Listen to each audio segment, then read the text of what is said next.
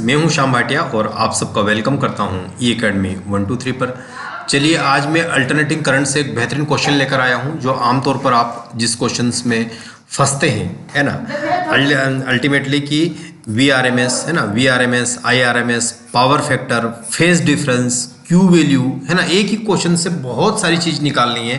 Q value भी आपको, यानी क्वालिटी फैक्टर, रिजोनेंट फ्रीक्वेंसी, ऐसे 4-5 पैरामीटर जो होते हैं, है ना, और वाटलेस करंट, और बोलो वाटलेस करंट, इतने ही क्वेश्चन फ्रेम होते हैं।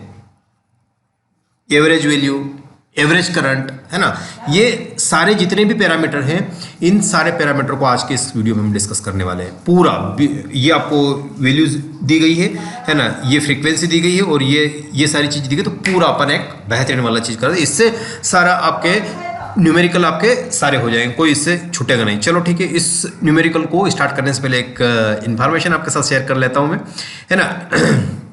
वो कुछ इन्फॉर्मेशन ऐसी है कि मैं इसके अलावा अनअकैडमी पर भी आप लोगों को पढ़ाता हूँ, है ना।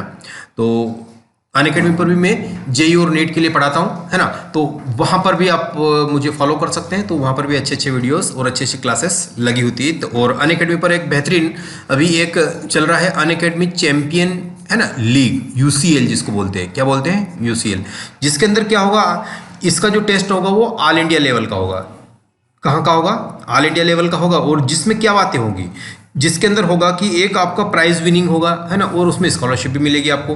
वो इसमें एक फिनाले होने वाला है जो 28 ऑफ द नवंबर को होने वाला है, ठीक है। और जो ग्रुप स्टेज में होगा वो 25 क्वेश्चन होंगे और 5 to 6 PM होना है, और ये 75 क्वेश्चन होंगे और ये 5 to 8 PM होगा, ठीक है। तो एक ये इन्फॉर्मेशन है, इसको भी आप जान लीजिएगा। और उसके बाद जो अनअकैडमी चैंपियन लीग है उसके अंदर जो रैंक आएगी आपकी, उसके बिहार पर आपको प्राइज मिलने वाला है और उसके बिहार पर आपको स्कॉलरशिप मिलने वाली है ना। प्राइज 1 to 2, है ना, 11 to 20 या जो भी है, तो उसके करस्पॉन्डिंग 20,000, 10,000, 6,000 ये प्राइज मिलने वाला है। और ये स्कॉलरशिप या एक टाइप से रिबीट बोल दो, ये आपको मिलने वाली। फिर आपके पास अगर फिनाले की बात करें तो फिनाले में जो फर्स्ट रैंकर होगा उसको 1 लाख मिलेगा और 100% स्कॉलरशिप मिलेगी। फिर, है ना, 2 और 3 रैंकर जो होंगे, है ना, सेकंड या थर्ड रैंकर जो होंगे, उनको 60,000 प्लस 100% स्कॉलरशिप। 4 to 10 5,000, है ना, और फिर 100% स्कॉलरशिप। 11 to 30 50। इस टाइप से आप यूज़ कर सकते हैं ना। और आपको अगर आवश्यकता पड़े तो ये आप क्या लगाएंगे, श्याम भाटिया, है ना, श्याम भाटिया फिजिक्स, ये अनलॉकिंग कोड है, इसको आप यूज़ कर सकते हैं ना, फिजिक्स लिखना है तो इस कोड को आप यूज़ कर सकते हैं, ठीक है। चलो ठीक है, आगे बढ़े। और आगे ये 4 करोड़ की स्कॉलरशिप अक्रॉस द इंडिया, ये भी डिस्ट्रीब्यूट किए। ये एवरी संडे टेस्ट होता है 11 बजे। इसको कौन कौन लोग ज्वाइन कर सकते हैं? 11th वाले, 12th वाले, वो ड्रॉपर ज्वाइन कर सकते हैं। आपको कोड यूज़ करना है Shyam Bhatia physics, that's all, है ना। एक रैपिड रिवीजन बेस भी स्टार्ट हुई है जो जेई मेन और एडवांस के लिए होती है ना। ये 10 ऑफ नवंबर से स्टार्ट हो रही है। इसमें भी अनअकैडमी के टॉप क्लास के एजुकेटर आपकी मदद करेंगे। दूसरी एक रिवीजन बैच एक और स्टार्ट हो रही है जो 12th बोर्ड के लिए स्टार्ट हो रही है 10 ऑफ नवंबर से। उसमें भी अच्छे अच्छे एजुकेटर आपकी मदद करेंगे, तो वो भी आप ज्वाइन कर सकते हो, है ना। और लिंक मैं डिस्क्रिप्शन में दे दूँ। सबसे पहले आपको क्या निकालना पता है? ये आपको निकालना इम्पीडेंस, है ना। ये होता है जेड, है ना। z क्या होता है? ये r का स्क्वायर होता है प्लस xc माइनस xl होता है, इसका भी स्क्वायर करना।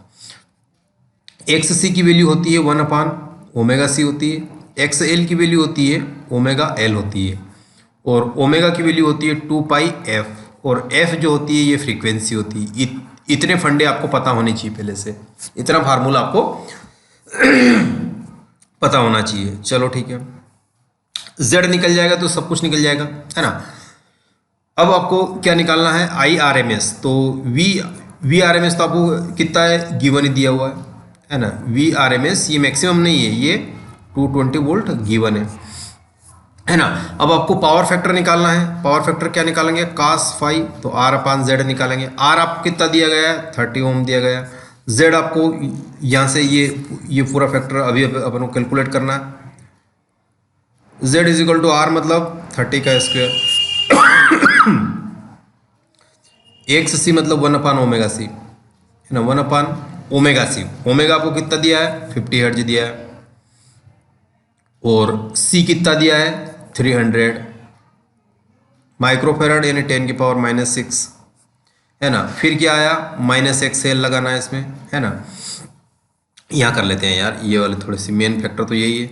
ये 30 का स्क्वायर, यस, XC की वैल्यू होती है 1/ω/c। ओमेगा आपको आई थिंक कितना दिया है 50 हर्ट्ज दिया है। ओमेगा ना, ये फ्रीक्वेंसी की वैल्यू दी गई है आपको, ये फ्रीक्वेंसी की वैल्यू दी गई है, नॉट एंगुलर फ्रीक्वेंसी की, है ना। तो आपको थोड़ा सा इस बात पे ध्यान देना है ना। चलो मैं इसको हटा ही देता हूँ पूरे को, है ना। ये वाली स्टेप अपन यहाँ से कर लेते हैं सीधी।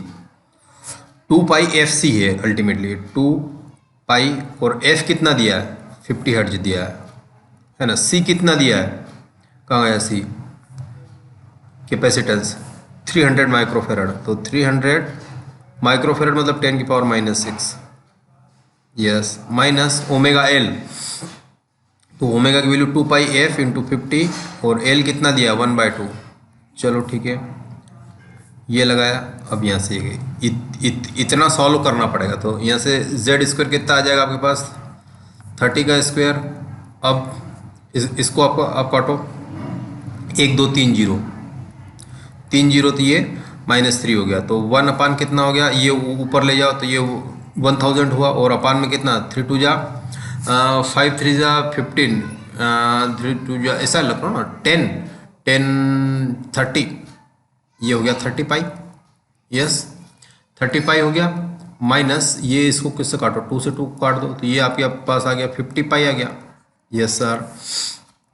ये आ गया 900 प्लस इसको तो इससे काटो, तो यस ये कट गया, तो ये आपके पास आ गया नथिंग बट 33.33 अपान ये कितना आ जाता है, लेट्स इसको 22/7 यू कैन राइट हियर, और 50 इंटू 3.14 ये स्क्वायर। तो मैं एक्चुअल तो नहीं हो पाएगा, राउंड फिगर में आप कर दूंगा, तो ये 2 टाइम्स कटा, ये 3 टाइम्स कटा, है ना। ये ऊपर गया तो ये ऊपर कितना हो जाएगा, बोलो जल्दी से 21, ये ऐसा काम करो, ये आ गया 21/2 माइनस कितना आ जाएगा 150 के अप्रॉक्स आ जाएगा ये, है ना, 150 के अप्रॉक्स, और इसको काटोगे तो ये लगभग 10 के आसपास आ जाएगा। तो ये 3 का स्क्वायर कितना आ जाएगा 9, और ये 150 में से ये 140 का स्क्वायर आ गया, है ना। तो यहाँ से आपके पास z² की वैल्यू आ गई, तो z all an average round figure में आपके पास कितना आ जाएगा 150, मतलब वो 140 का स्क्वायर करके आपके पास लगभग ये 900। तो ये अप्रॉक्सीमेटली यूँ मान के चले, इसको आप सॉल्व करेंगे तो ये लेट से 140 मान लिया मैंने, है ना।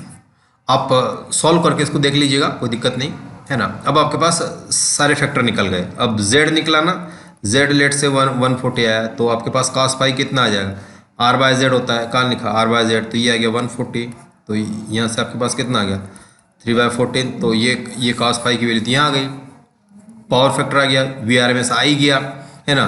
फेज डिफरेंस फाई, तो फेज डिफरेंस फाई कैसे निकालोगे, इसको थोड़ा सा कलर चेंज, ये देखो। अब यहाँ पे अपन आगे चलते हैं, तो ये कितना हो जाएगा फाई, जो फेज डिफरेंस आ रहा है cos इनवर्स 3/14, तो ये आपके पास फेज डिफरेंस आ गया, है ना। अब आपके पास आता है Q वैल्यू का फार्मूला क्या आता है 1/r√L/c होता है, क्वालिटी फैक्टर जो होता है, ये क्या होता है, ये क्वालिटी फैक्टर होता है ना, ये क्वालिटी फैक्टर होता है। तो यहाँ पे वैल्यू को थोड़ा सा सॉल्व करते हैं, ये वाली चीज़ आ जाइए। ये Q = 1/r कितना दिया है 30 दिया है, तो ये मैंने यहाँ लिख दिया 30। L कितना दिया 1/2, है ना। C कितना दिया है 1/300, है ना, और ये 10 की पावर माइक्रोफेराड है, तो ये ऊपर जाके 6 हो गया, है ना। तो यहाँ से आपके पास जो भी आए, ये क्या बताता है, शार्पनेस बताता है ना, शार्पनेस ऑफ रिजोनेंस, रिजोनेंस कैसा अकर हो रहा है उसकी क्वालिटी को बताता है। तो ये क्वेश्चन भी थ्योरेटिकली फ्रेम हो सकता है कि, है ना, शार्पनेस अगर कोई एक्सप्लेन करता है तो वो कौन करता है, ये करता है ना। तो ये क्वालिटी फैक्टर हो गया आपके पास, है ना, ये आ गया। फिर और क्या, फेज डिफरेंस आ गया, और क्या बच रहा बताओ मुझे, है ना, एवरेज वोल्टेज आ सकता है। और IRMS कितना होती है ये तो पता ही, मैक्सिमम बाय √2, और ऐसा कैसा है किसके रिस्पेक्ट में हो जाता है उसी के। हाँ, P एवरेज भी आप, है ना, P अगर एवरेज निकालना है तो IRMS VRMS into cos phi लगाना है ना। और ये 1/√2 तो ये अपान में 2 आ गया, बस VRMS IRMS cos फाई अभी निकाला अपन ने, है ना। ये सारी वैल्यूज पुट करके आप इजी स्टेप्स में निकाल सकते हो इनको। ये वाली चीज़ कह रहा हूँ मैं, मतलब बहुत ही इजी स्टेप्स में अपन कर सकते हैं, यानी एक क्वेश्चन के बिहाफ पर हमने सारी चीज़ें कर ली, है ना। फिर भी अगर कोई डाउट रह गया हो आप तो मुझे कमेंट करके बता सकते हैं। ठीक है, मिलते हैं